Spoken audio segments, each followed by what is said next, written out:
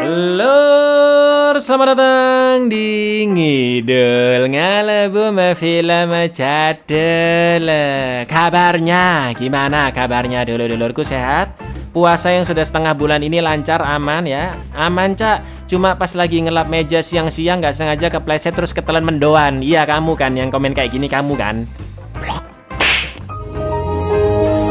Balik mana ambil aku Icang, dan kali ini lur kita akan mengidul film Korea terbaik tahun 2013 yang berjudul Hope, dan luar biasa bikin emosi ya, nangis juga iya lur. Mengisahkan tentang seorang gadis yang mengalami musibah sangat-sangat amat memprihatinkan dan mengerikan. Kedua ortunya pun berusaha dengan segala cara untuk menyembuhkan mental putri sematawayang mereka yang sudah sangat menderita. Seperti apakah kemewean film satu ini? Langsung aja kita ke requestan pertanyaan maut dari dulurku Arjuna Ireng ya, Cak. Mau nanya, nggak jadilah aku tired. Toyar. Nama akunmu itu lo Arjuna Ireng lur. Monggo skecaaken.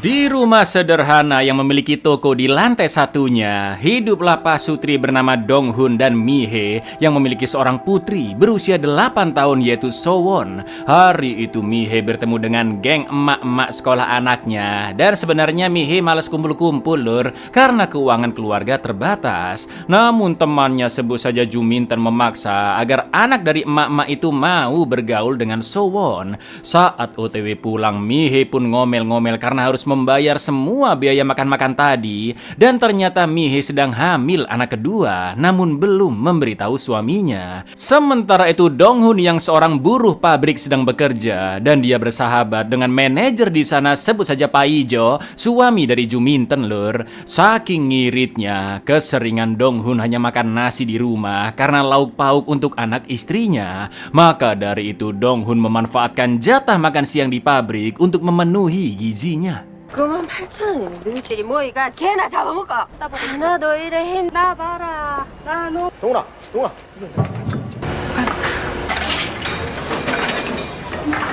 니네 집에서 밥도 못 얻어먹고 댕기나? 밥은 든다. 밥만 줘서 그렇지. Sore harinya Dek Sowon pulang dari sekolah dan melihat teman sekelasnya Yongsuk, anak dari Paijo dan Juminten, sedang main game arcade di depan toko rumahnya. Seperti anak-anak SD pada umumnya lah lur ya, mereka sempat berantem karena hal nggak penting dan juga tinggi-tinggian badan. Lalu di malam harinya Sowon yang memang anak rajin kembali mengecek hasil ulangan matematikanya, dan Mihe pun memberitahu apa jawaban benar dari soal-soal yang salah. Di lain sisi Sowon begitu menyukai kartun bernama Kokomong dan selalu menontonnya tiap pagi sebelum berangkat sekolah lur.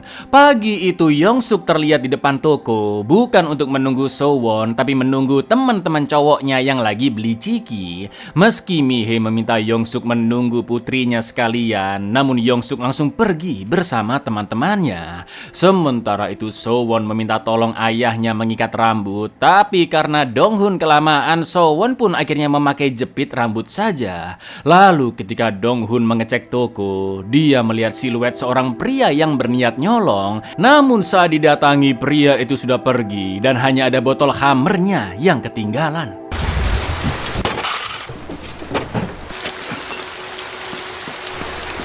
Karena turun hujan, Sowon pun OTW dengan payung kuningnya, dan Mihe sempat ingin mengantarkan putrinya. Namun Sowon menolak karena jarak ke sekolah sangatlah dekat dan dia juga terbiasa berangkat sendiri.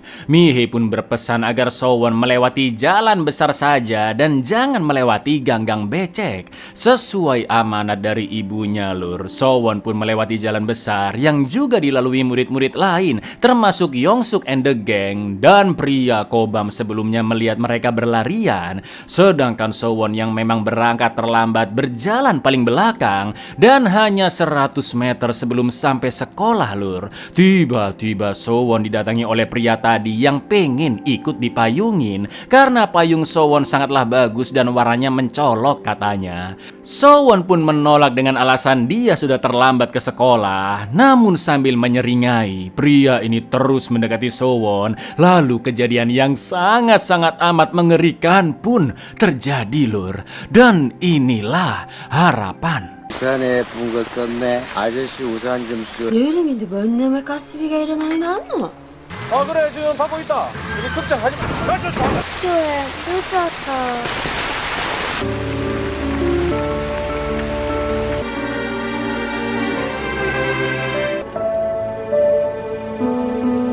Ya, Sowon diculik, disik dan diperkaos secara brutal. Emang biadab, emang orang kayak begini. Klik. Sowon yang masih tersadar berhasil menelpon 911 dengan HP-nya dan TKP pun langsung dipenuhi oleh polisi serta ambulan. Sedangkan Juminten mengabarkan Mihe jika ada seorang gadis ditemukan pingsan juga terluka parah di sebuah gedung yang sedang dibangun dekat sekolah. Namun Juminten tidak tahu siapa gadis itu. Sementara Donghun yang sedang bekerja sangat terkejut begitu ditelepon oleh pihak kepolisian jika putrinya terluka parah dan sedang berada di rumah sakit.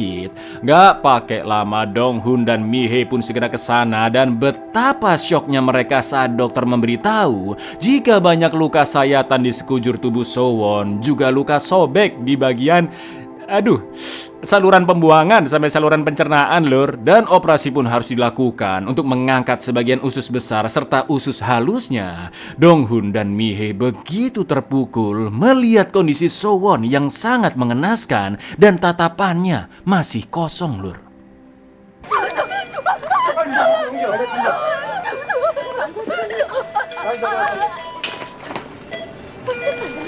비피는 Pimpinan polisi, panggil saja Ngatmono, memerintahkan anak buahnya bernama Lee untuk terus melapor kondisi Sowon di sana. Di lain sisi, Mihe sangat merasa bersalah karena telah menyuruh anaknya lewat jalan besar yang justru disitulah insiden terjadi. Dan Mihe juga tidak mengantar putrinya ke sekolah. Donghun pun berusaha menenangkan sang istri karena tidak ada yang pernah tahu kapan musibah akan datang dan sekarang mereka harus fokus dengan kesembuhan Sowon. Lalu ketika operasi akan dimulai lur, dokter pun meminta persetujuan ke salah satu wali dan Donghun yang akan masuk ke dalam karena kondisi Mihe masih belum stabil.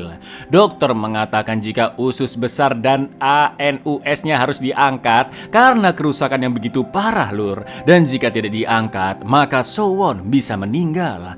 Nantinya akan dilakukan prosedur bedah kolostomi yang membuat lubang di perut yang dihubungkan ke usus besar sebagai pengganti saluran pembuangan, di mana kotoran akan ditampung ke sebuah kantong di luar perut dan Sowon harus dengan kondisi seperti itu seumur hidupnya. Sumpah tragis dan mengenaskan lur.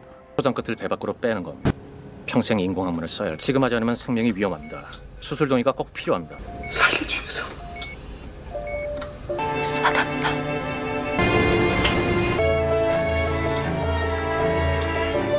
Setelah berjam-jam dioperasi, alhamdulillahnya Sowon terselamatkan dan kondisinya sudah mulai stabil. Akan tetapi Mihe yang tidak tega melihat putrinya masih belum bisa menemuinya secara langsung. Sedangkan Donghun yang berusaha tegar mengajak bicara Sowon agar dia bisa lebih tenang. Ironisnya Sowon masih menanyakan bagaimana kerja ayahnya dan siapa yang menjaga toko di rumah jika Donghun dan Mihe ada di rumah sakit. Karena biasanya kedua ortu Sowon selalu sibuk lur. Apa nggak nyesek Donghun dengernya ya kan? Dan dia beralasan jika pekerjaannya sudah beres. Sambil menangis Sowon meminta agar orang jahatnya harus ditangkap karena dia begitu kesakitan. Sowon juga memberitahu ciri-cirinya, yaitu memakai celana krem dan juga rompi dengan banyak kantong. Donghun pun berjanji akan segera menangkap pelakunya bersama polisi dan meminta Sowon untuk beristirahat. Sampai akhirnya Donghun tak kuasa menahan tangis ketika Sowon mengatakan, 아빠랑 경찰 아저씨랑 꼭 잡아놓을 거니까.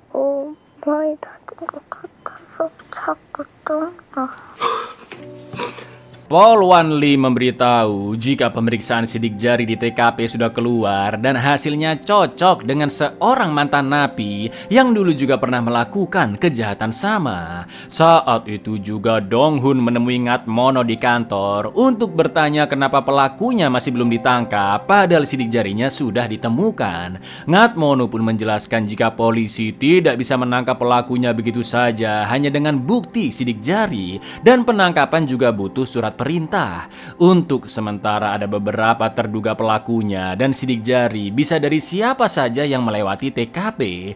Dong-hun pun mulai emosi karena menganggap kerja polisi ribet, banyak birokrasi dan dianggap lelet lur. Apalagi salah satu polisi sengak mengatakan jika mereka butuh bukti lebih seperti rekaman CCTV atau DNA untuk mendapat surat perintah penangkapan. Namun ada cara lain untuk mendapatkan surat perintah itu, yaitu Sowon sebagai korban bisa memberitahu yang mana pelakunya dari seluruh foto-foto para tersangka.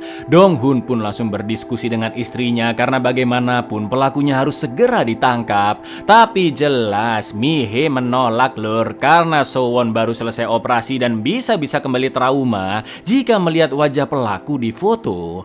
Polwan Lee pun menyarankan untuk memakai jasa psikolog anak yang sudah terbiasa menangani kasus pecelehan agar bisa meredakan trauma dan mengarahkan Sowon secara halus menunjuk foto pelakunya. Namun Mi-hee yang masih emosional akhirnya pergi dari sana. 간날 다시 떠올리고 는 아빠가 할 일이가 아빠가 돼가지고 경찰들이 그런 놈들 관리를 이런 일이 와 생깁니까? 아동 성폭력 상담소인데요. 도움을 받을 곳이 있습니다. 지금 진정하게 됐어요.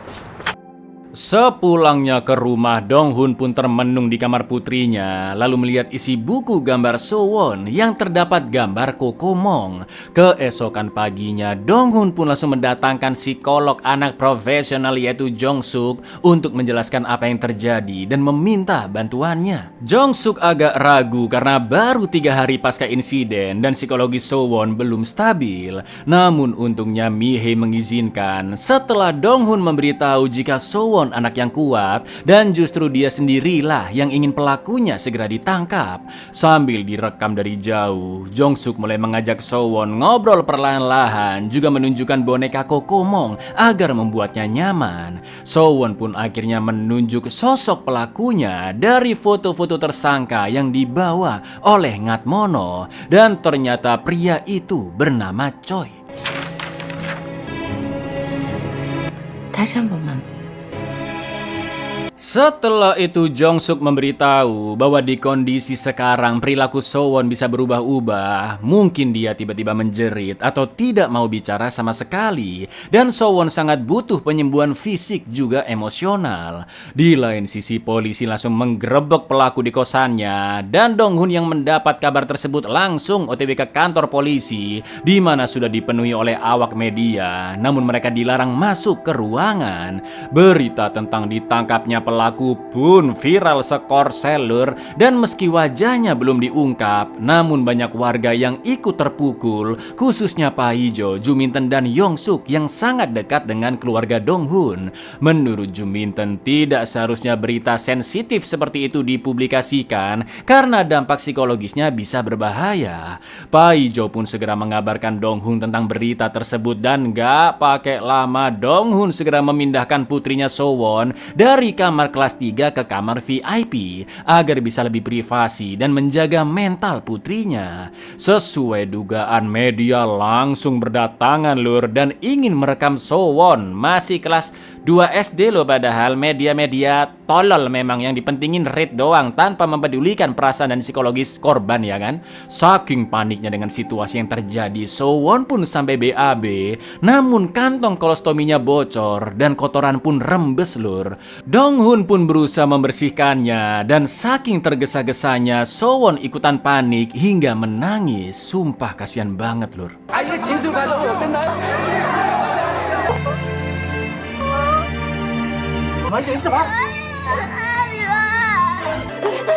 우리 소윤아.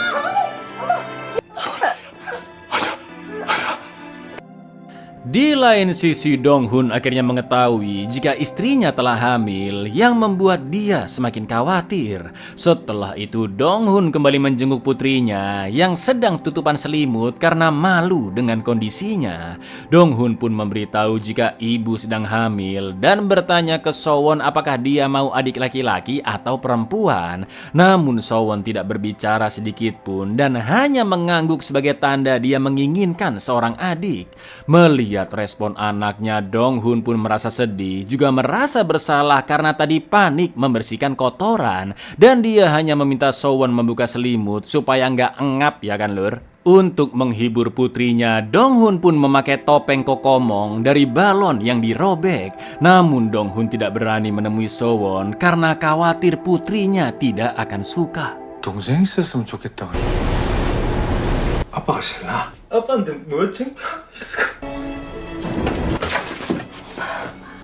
Dong-hun harus membayar biaya rumah sakit yang sangat amat mahal, bukan hanya untuk perawatan So-won di kelas VIP, tapi juga Mi-hee yang berada di kelas 3. Dan Dong-hun terpaksa memakai kartu kreditnya lur. Sudah 2 minggu lamanya Dong-hun tidak bekerja karena harus standby di rumah sakit, belum lagi persidangan kasus yang sebentar lagi akan dimulai. Dong-hun pun menelpon Pai-jo untuk menanyakan status pekerjaannya di sana, yang untungnya Dong-hun tidak dipecat dan boleh cuti sampai masalahnya selesai. Bahkan Pai-jo meminjamkan uang tabungannya yang tidak diketahui Juminten karena Dong-hun pasti sangat membutuhkannya.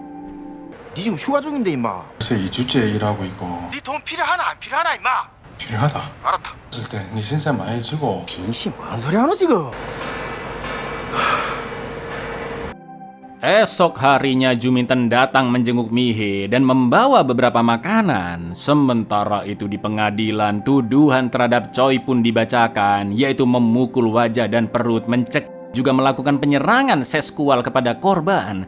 Akan tetapi Choi mengaku tidak mengingat kejadian itu dan beralasan dia sedang bekerja lembur dari malam hari sampai besok paginya lur. Lalu Choi pun minum-minum khamer hingga tertidur. Jaksa penuntut umum memberitahu hakim bahwa ada noda darah korban di baju rompi serta sepatu Choi, dan dia juga sudah menyiapkan rekaman kesaksian So-won yang menunjuk foto Choi sebagai sosok pelakunya.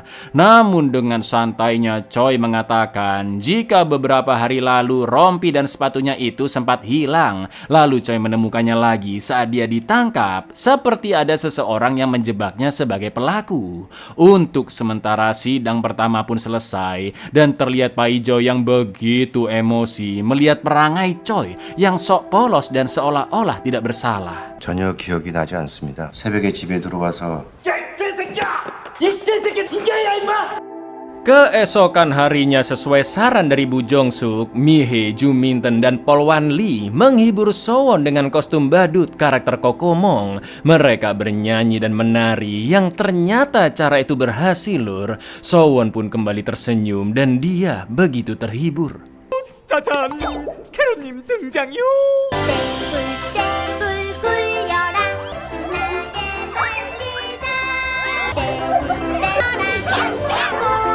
Secara berganti-gantian mereka menghibur So-won sampai keringetan dan Dong-hun memberitahu istrinya jika belum ada hasil apa-apa di persidangan pertama, sedangkan sidang selanjutnya masih 1 bulan lagi. Lalu saat makan siang, Bu Jong-suk mengatakan ke Dong-hun bahwa hati So-won tidak akan terbuka dengan cara diminta menggambar atau mendapatkan hadiah, melainkan dengan tertawa lepas dan bermain lur. Setelah itu Dong-hun membayar biaya sewa kostum yang mahal dengan kartu kredit dan ingin menyewa lagi kostum Kokomong selama 1 minggu tapi dicicil bayarnya. Melihat Dong-hun yang kesulitan keuangan juga musibah yang sedang dialami, kostum Kokomong pun akhirnya dipinjamkan secara gratis dan bisa dikembalikan kapanpun. 싸게는 안 됩니까? 할부라든지 뭐 그런 거. 할부예. 그 쓰고 나중에 돌려져 있어. 진짜요? 예, 진짜입니다. Sementara itu Jong-suk ngobrol-ngobrol dengan Mi-hee dan menceritakan jika dulu putrinya mengalami insiden yang sama seperti So-won saat berusia 16 tahun, bahkan sampai bundir lur saking traumanya.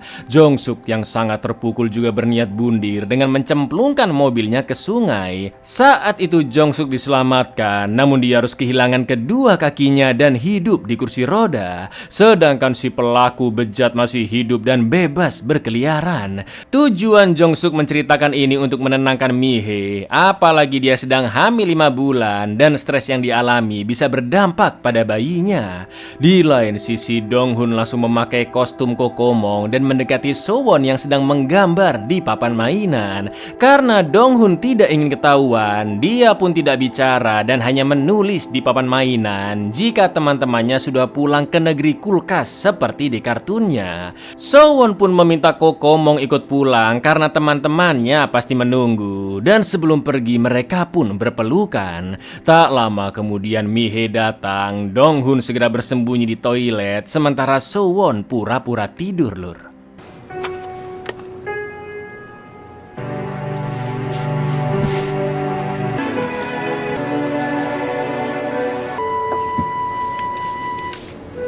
Kondisi So-won semakin membaik, dia sudah mau makan dan infusnya bisa dilepas. Lalu Jong-suk mengajaknya bermain sambil memberi pertanyaan, namun So-won masih belum mau bicara. Jong-suk pun meminta So-won untuk menempelkan stiker kupu-kupu di kertas hitam seolah-olah menjadi langit malam. Dan jika langit malam itu sudah dipenuhi oleh kupu-kupu, Jong-suk yakin So-won pasti akan bicara, bisa tidur nyenyak, juga bisa mengerjakan soal matematika yang sulit, dan mereka pun lanjut ngobrol melalui papan mainan, lur. Dengan lihainya Jong-suk memancing pertanyaan dan akhirnya So-won mau bicara setelah sekian lamanya. Di pembicaraan itu Jong-suk pun mengetahui jika So-won tidak mau sekolah lagi karena sangat malu dengan insiden yang menimpa dirinya, dan teman-temannya pasti sudah mengetahui hal tersebut. So-won juga kepikiran dengan orang tuanya yang tidak bisa bekerja dan menghabiskan banyak uang demi dirinya. Bahkan So-won juga menceritakan kronologi kejadiannya dengan sangat tenang. Selain itu So-won mengatakan jika dia sebenarnya ingin masuk sekolah lagi untuk bertemu dengan teman-temannya, dan So-won juga tidak sabar menunggu adiknya lahir ke dunia. Meski begitu, So-won khawatir jika kedua ortunya hanya akan menyayangi adik bayi atau kotorannya mungkin rembes dan mengenai adiknya. 창피해요. 비 맞는 아저씨 안부산을 씌워주는 게 맞다는 생각. 엄마 아빠가 돈도 많이 쓰고 동생이 너무 이뻐서 못 참고 안아줬다. Dong-hun masih takut mendekati anaknya secara langsung karena khawatir salah sikap lagi. Sampai-sampai dia googling cara ngobrol dengan anak, dan Dong-hun juga memantau kandungan Mi-hee. Sementara itu geng emak-emak rempong dan karyawan pabrik mengumpulkan uang seikhlasnya untuk diberikan ke keluarga Dong-hun. Sedangkan teman-teman sekolah So-won menempelkan banyak hal di pintu toko seperti peraturan sekolah yang baru atau karya gambar mereka sebagai bentuk dukungan kepada So-won.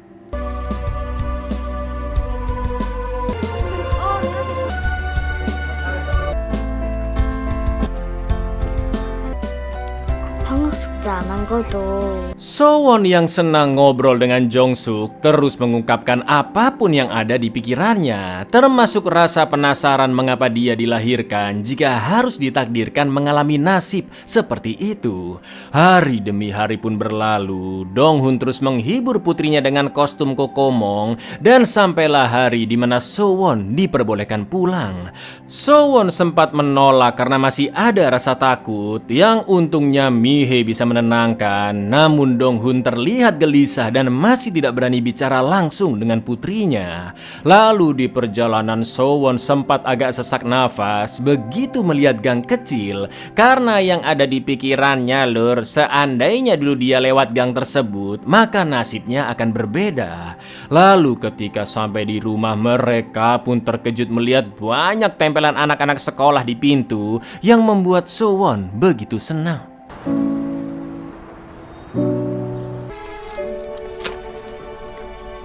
Tak lama kemudian Dae Yong-suk pun datang, dan Dong-hun yang lagi ada di depan bertanya apakah Yong-suk ingin bertemu dengan So-won. Sontak Yong-suk pun menangis karena dia merasa begitu berdosa tidak mengajak So-won berangkat bareng di hari insiden terjadi.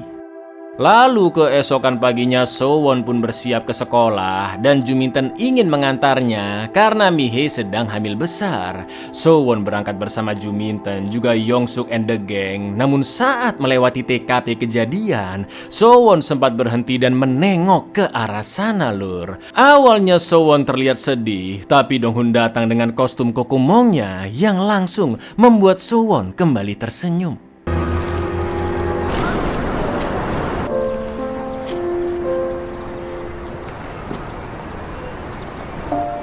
Setelah itu Donghun mendatangi Capsek untuk meminta agar sementara waktu jangan ada guru laki-laki yang berinteraksi langsung dengan Sowon. Donghun juga akan selalu siaga ditelepon oleh pihak sekolah jika kantong kolostomi Sowon bocor atau mungkin ada masalah lain. Bu Capsek pun menenangkan Donghun karena para guru di sana pasti akan menjaga sikap dan selalu memperhatikan Sowon. Malam harinya Donghun membaca buku catatan putrinya di mana Sowon menulis tentang ketakutannya jika orang jahat itu datang lagi dan Sowon ingin dia segera dihukum.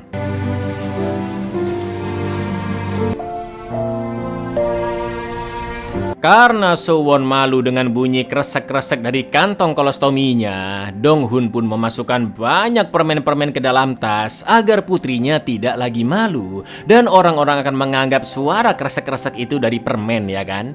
Setelah itu Mihei membawa Sowon ke rumah Jongsuk dan Mihei pun curhat mengapa dari semua anak di dunia harus putrinya yang mendapat musibah senaas itu.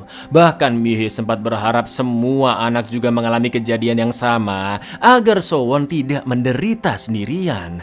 Sampai detik ini Mihei juga begitu terpukul ketika membersihkan kantong kolostomi Sowon dan berharap putrinya bisa normal kembali meski itu tidak mungkin lur. 차라리 세상 모든 아들 그럼 우리 아마 눈에 띄가 아똥 주머니 치울 때가 먼저 끝나지.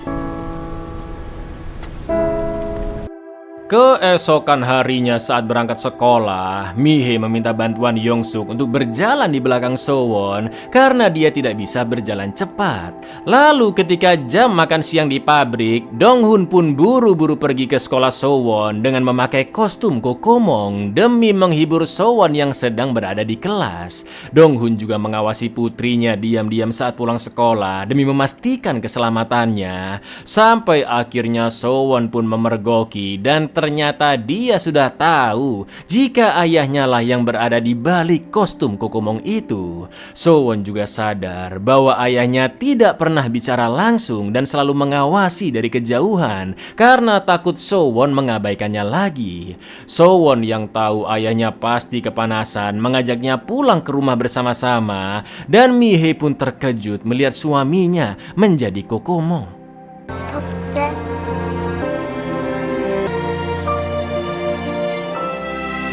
니 여기서 뭐하러? Saat bekerja di pabrik, Donghun mendapat surat dari pengadilan bahwa Sowon harus datang di persidangan berikutnya untuk bersaksi karena hakim menganggap video rekaman Sowon tidak bisa menjadi bukti lur. Pastinya Donghun sangat keberatan karena itu bisa mempengaruhi psikologis putrinya yang sudah membaik. Namun Ngatmono menjelaskan jika Sowon tidak bersaksi secara langsung, maka dampaknya bisa lebih buruk karena Choi si pelaku bisa dibebaskan begitu saja. Ternyata Choi menulis sebuah petisi lur bahwa di saat insiden terjadi dirinya tidak bisa ingat karena sedang kobam dan Choi juga mengaku lemah secara fisik maupun mental karena dia sudah tua. Jika alasannya itu diterima oleh hakim, maka Choi hanya dijatuhi hukuman maksimal 15 tahun dan setelah 8 atau 9 tahun di penjara Choi akan bebas bersyarat. Maka dari itu menurut Ngatmono, kesaksian Sowon di persidangan pasti bisa menyudutkan Choi. Dari sana Donghun pun langsung menemui Choi di penjara untuk membahas soal petisi yang dia buat. Choi mengatakan bahwa dia benar-benar tidak mengingat kejadian itu karena sedang kobam dan jika benar melakukannya, maka Choi menganggap dirinya seperti binatang. Sampai akhirnya Donghun sangat emosi begitu Choi mengatakan jika dia tidak akan dipenjara lama dan suatu suatu saat nanti akan terbebas, sambil membahas fisik So-won lur, seolah-olah dia akan mengulangi kebejatannya lagi ya kan. Jangankan manusia, ini iblis aja minder sama dia lur. 내가 언제까지 여기 있을 것 언젠가는 나갑니다. 반말하지 마세요. 되바라진 게 누굴 닮았나.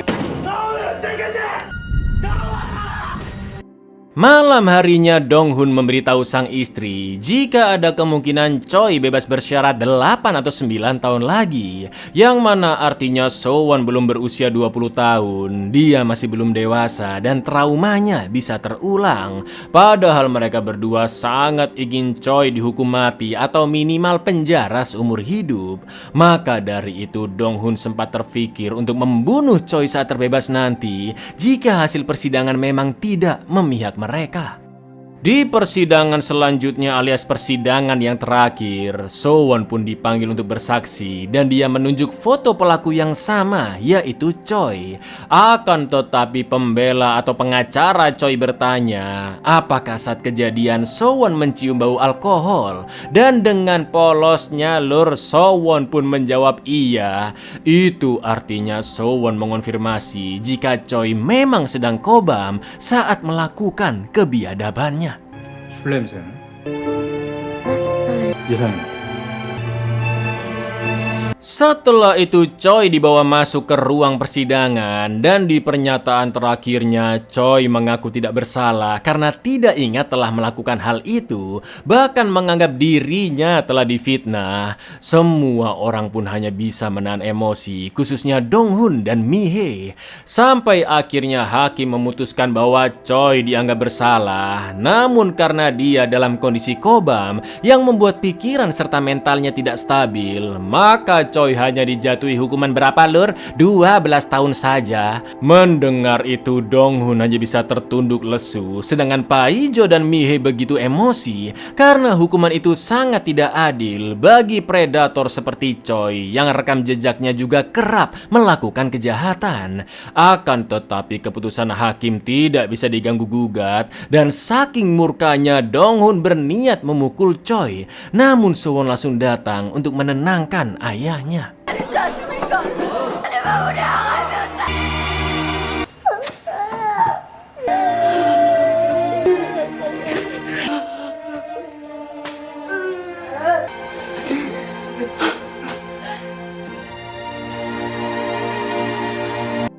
Beberapa bulan kemudian, So-won begitu senang melihat adik laki-lakinya yang telah lahir dan terlihat begitu lucu. Jika arti dari nama So-won adalah harapan lur, anak kedua Dong-hun dan Mi-hee diberi nama dengan arti bahagia. Lalu terlihat kata-kata di sebuah pigora yang mengatakan bahwa orang paling kesepian adalah orang yang paling ramah dan orang yang paling sedih senyumnya paling menawan karena mereka tidak ingin orang lain merasakan derita yang sama. Film pun ditutup dengan So-won yang sudah semakin berdamai dengan kondisinya dan dia pun menghibur sang adik dengan penuh kasih sayang. 야, 세 칸으로 뛰잖아 지금. 잡아. 오늘은 비행기를 동생 주려고 만들었니. 참 태어나길 잘했다. Buyar, sedih kali sumpah film ini lur, dan memang berdasarkan kisah nyata di mana pelakunya sudah terbebas di tahun 2020 kemarin lur. Kasus ini sampai memicu kemarahan publik karena pelaku hanya dijatuhi hukuman 12 tahun penjara. Dan buat yang penasaran kasus lengkapnya seperti apa, kalian bisa searching aja kasus Na-young gitu lur ya. Itu luar biasa edan memang riwayat kejahatannya si Choi ini. Bahkan sejak dia masih kecil udah kelihatan bibit-bibitnya lur. Sekali lagi ya, aku minta kalian bersyukur atas semua nikmat Tuhan yang sudah diberikan. Dan mari kita berdoa bersama-sama lur, agar selalu terhindarkan dari musibah ya lur ya. Amin ya rabbal alamin. Assalamualaikum.